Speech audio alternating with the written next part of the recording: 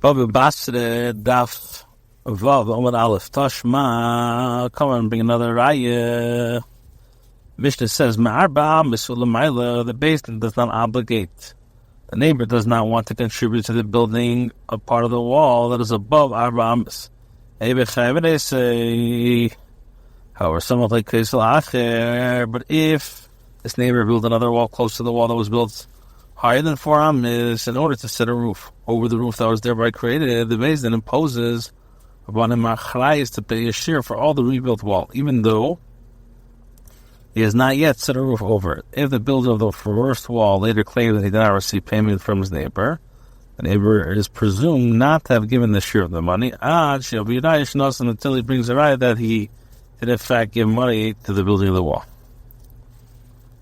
Hey Chidami, what are the circumstances of the case? If we see that one of the shutfim demanded that the other party pay the money after the time that the payment became due, and he said, I paid you at the time the payment became due, why is he not deemed credible? Rather, presumably against the person's claim, we say that he paid B'tei's money. Almost, what do we say? You don't say Malay Shaka. And for the one you can say, who says the Chacham will obligate me to pay for this additional part of the wall? Such a case, he certainly does not pay before the payment became due. The Mishnah does not provide a proof one way or the other. Says to Shema, if he says, I have 100 dinners in your possession, the other says, yes, this is so. So the next day, the lender says to the borrower, give me one of the yomi, so if the guy says, I already gave it to you, butter is butter, or in the chaviyadi, if he says, nothing of yours is in my possession, then chayiv is chayiv. So now the Gemara clarifies, my love, nasati loch. Was it not that when he says, I already gave it to you, he's saying, I repaid you at the time that the payment became due. And when he says, nothing of yours is in my possession, he's saying to him, I repay you within the time before the payment became due. What does the Mishnah say? Chayiv is chayiv. We don't say that. The verse says, what does it mean? In the chabiyadi, he's saying, never happened. Whoever says, I did not borrow, he's saying, I did not repay. And since it's known that by his own haidah that the people borrow the money, he's chayav to pay. The Mishnah teaches if their neighbor built another wall close to the wall that was built higher than the 4 amis in order to set a roof over the room that was thereby created, the Beis Din imposes upon him the responsibility to pay for the wall. If you build another wall close to the first wall, samach l'kulo. Says if you build it close to the height and length of the entire wall. Rachman says the samach. With regards to what did he build close? Smach, he built it close. Samach. And with regards to what does it mean he did not build close? Samach, he did not build it close. If Huna concedes with regard to an attachment of the corner of his house, he's not required to pay half the cost of the entire rebuilt wall. If you build the extension of the house, in this matter, so it's not considered as if you built it close to the entire wall. It's unlike the Rahman agrees in the case which he places a heavy beam on the wall that he can support a roof, or carves into a wall indentations to fix the beams in place.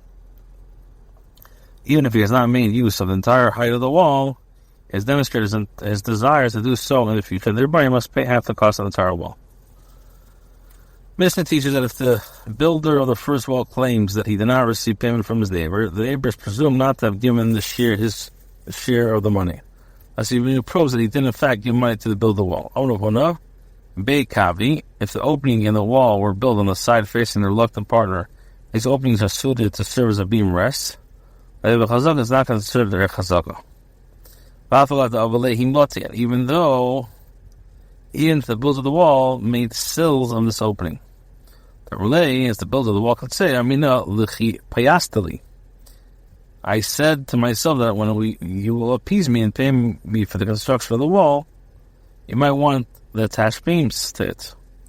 But later, HTC, and I did not want the foundation of the wall to be damaged by your fashioning new openings, and therefore, from the outset, I built the wall with these openings.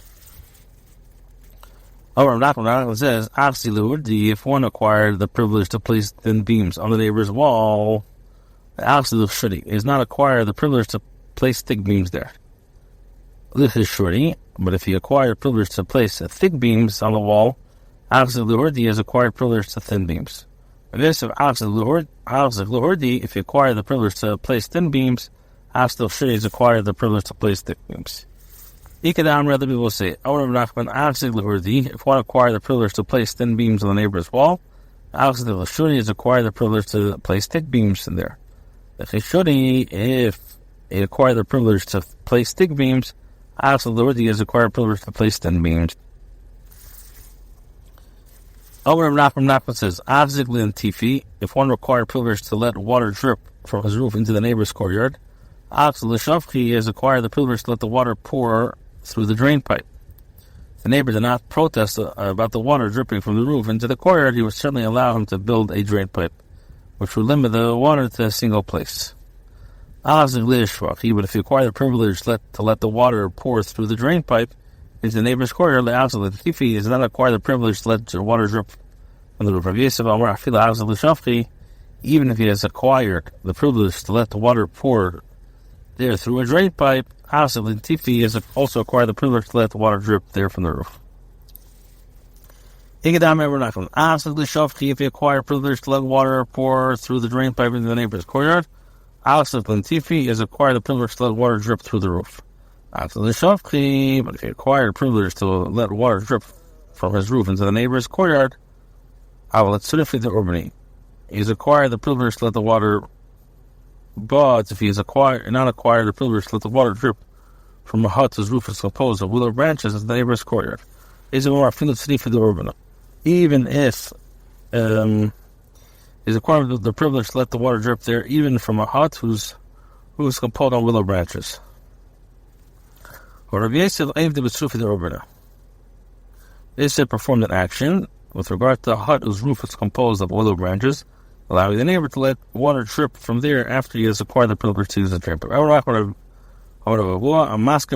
If one rents a room to another, in a large building with many residents, the renter may use of the building's projections and other cavities and external walls up to the distance of 4 amas from his room. And he may make use of the thickness of the wall, or it's customary to do so. But as for making use of the building's front garden, he's not allowed to. He may make use even of the building's front garden, but he may not use the yard at the back of the house. He may use even the yard that is in the back of the house. Says, if one's beam supporting a covering for shade was resting on the neighbor's wall so up to 30 days, he is not acquired chazaka. But after 30 days, it's a chazaka. So with the mitzvah, and if it's a sukkah, it's being used for a mitzvah at Shivin Yemen, up to 7 days later, chazaka is not a chazaka. But Shivin Yemen is a chazaka. Bichabra v'tino. And if one is using the beam attached to it with the clay, altar chazaka, right away it's a chazaka. Our Abaya says, if there were 2 houses on 2 sides of the Shusram,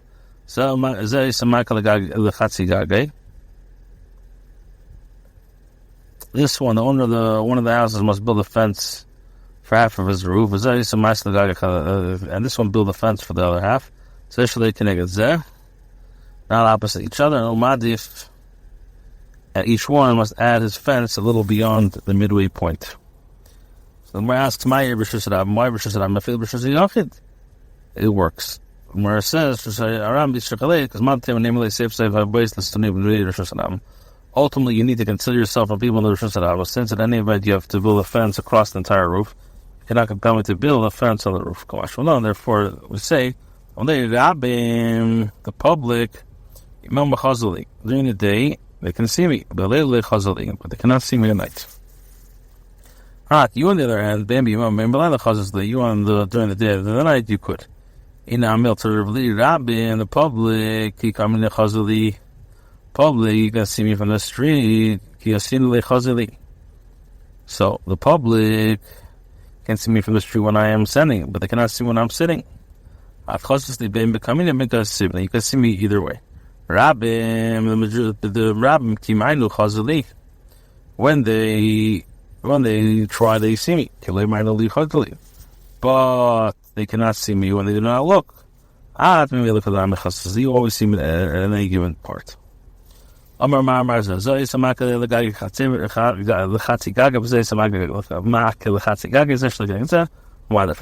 obviously, isn't it? Obvious that one must make a fence for half of his roof. Necessary in the case where one of them went ahead on his own and constructed a fence on half of his roof. So by the time he could say less, the other person said it and say to him, take for me compensation for the expenditure, and you build the fence.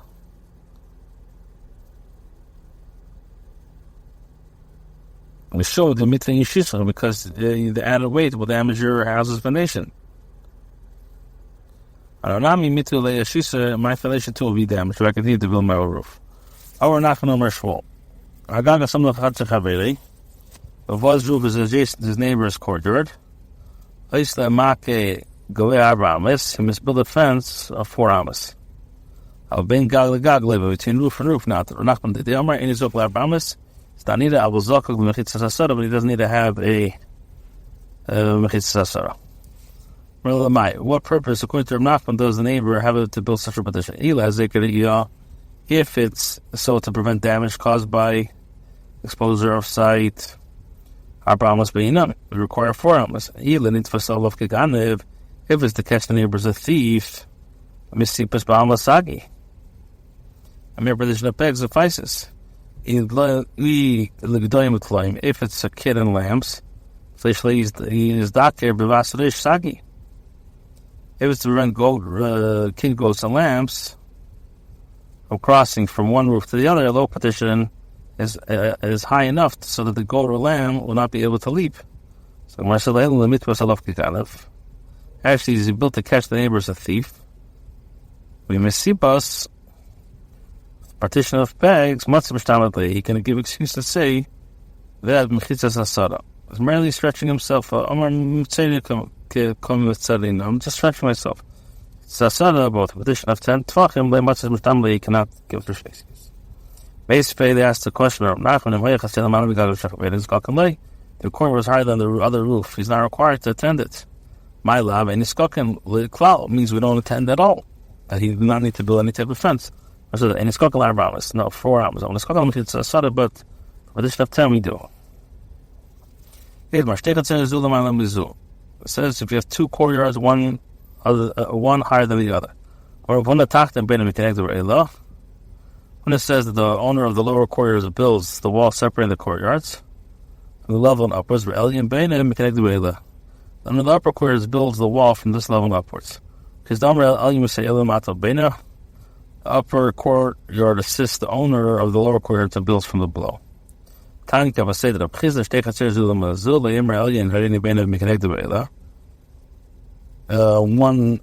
owner of the upper courtyard cannot say I will build from my level upwards. Rather, he assists the owner of the lower courtyard and builds from below. And if the